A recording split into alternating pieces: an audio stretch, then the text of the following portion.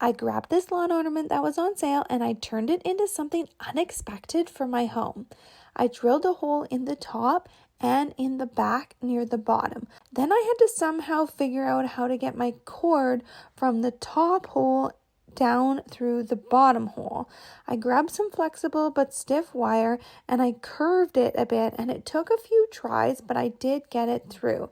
And then I used electrician's tape and I very tightly taped the wire onto the cord, and then I fed that through and it worked.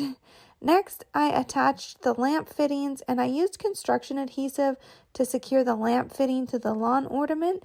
Then I rewired everything and put all the other fixtures back on, and I added a lampshade and a bulb, and that's how I turned a lawn ornament into the cutest lamp ever. Isn't it so adorable? I grabbed some mirror paint and thrifted light fixtures for this stunning winter home decor. I added a splash of vinegar to a spray bottle with water and lightly sprayed the inside of the glass light fixture. Next, I sprayed the mirror paint on the inside and drained the extra water and paint out. I sprayed the light fixture base black. Once dry, I painted antique gold rub and buff on it, and I blended it in well, leaving some of the black showing.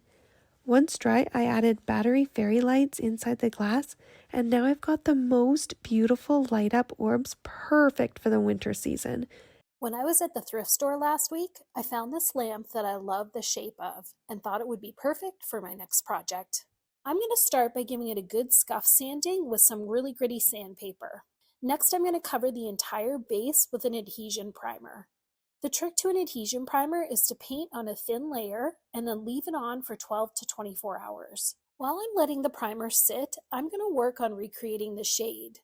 I've gone ahead and cut my fabric to a workable size. I'm going to wrap the fabric around the shade just like I'm wrapping a present. To adhere the fabric to the shade, I'm going to use some spray tacky glue. I want to spray some on the fabric and some on the shade as well. It becomes tacky quite fast, so I can stick them together. I'm going to trim off part of the excess fabric now. I only need about an inch to fold under and over the top of the shade. To keep the edges nice and neat, I'm going to spray them with the same tacky glue and then turn them to the inside of the lampshade. I'll do the same to the top as the bottom. In order to get a nice clean line where the fabric ends, I want to use a little hot glue to turn it under and then glue the edge right to the fabric on the shade. With the lamp base ready to go, I can paint it now. I'm going to start with 2 coats of this creamy colored paint. I'm going to paint the entire base and the post for the light bulb. To give the lamp base a little more of an old antique-y feel, I want to add a glaze to finish it off. This is an antiquing glaze that gives the paint a light brown color. I want to brush it on, and then I can use a scrap piece of fabric to smooth it out and soften the lines. What a completely different look this lamp has now. It fits into my decor so much better, and I love the unique shape. Today I'm going to make over this thrift store lamp. The first thing I have done is clean it, and now I'm going to paint it. I've made a spray booth out of an old cardboard box, taped up the parts I don't want to paint, and I'm going to use this rattle can black paint. Okay, this is now dry. It's had a couple of coats and it's ready to go. So I'm going to use some mica powders on this. So I've put out my selection of colours onto my palette. I'm still keeping my other bits covered, and I'm going to use a fan brush. And what I'm going to do is create the northern lights on here and very gently pull the powder up so that it mingles together. I'm actually going to just remove these bits on the bottom here. I'll be dealing with that part later on. And now I'm going to pick up some of the purple. It's good if you've got a reference photograph to look at before you do this. But if you've ever seen the Northern Lights, they have a lot of green and purple in them. So I'm adding in some purple now, and I'm also going to add in a little bit of pink. And then again, just clean off my brush. And again, sweep the powder up leaving some black spaces in between as well. And some more pink. You can get as carried away with this as you like. There are no rules. Now I'm going to add in some yellow down at the bottom.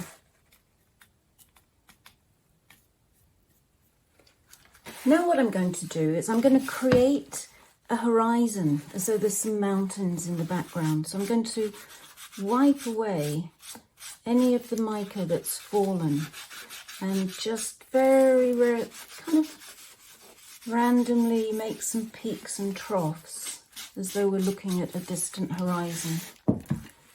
It can come down low.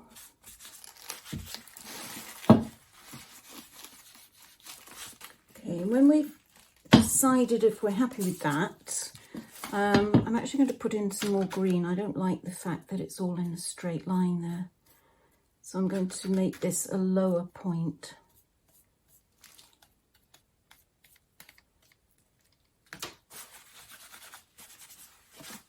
Here's my finished lamp. The lampshade was a kind of a dull grey, so I spritzed it with water and then just tapped some of the mica powder onto it, and it's actually quite effective. And here is the base with my mountain range.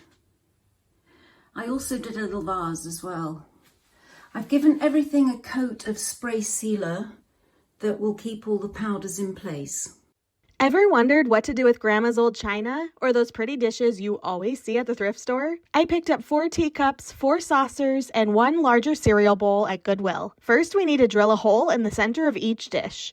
Mark your center point where you want the hole and clamp the dish down securely so it won't move on you. Most of your dishes will need a hole right in the center of them, but you'll also want to plan ahead for where your power cord will feed out of your base pieces. You'll need a basic DIY lamp kit for this. Take a few minutes to read through all of the instructions up front so you understand how all of the pieces will fit together now before you start assembling. It's really not too complicated, but you want to make sure you know what part goes in what order. Grab a tube of E6000 adhesive and start building from the bottom up. Add glue to your contact points between dishes, press them together, then let them sit for about 5 minutes to get tacky before making them permanent. As you stack each piece, continue threading the lamp cord up through the holes that you drilled. Once you reach the top, follow your lamp kit instructions to attach the socket and wiring. This is simpler than it looks, and once it's all wired up, you can go ahead and screw in a light bulb and test out your new lamp. Top it off with a lampshade to finish things off, and you have a one-of-a-kind lamp with so much vintage charm.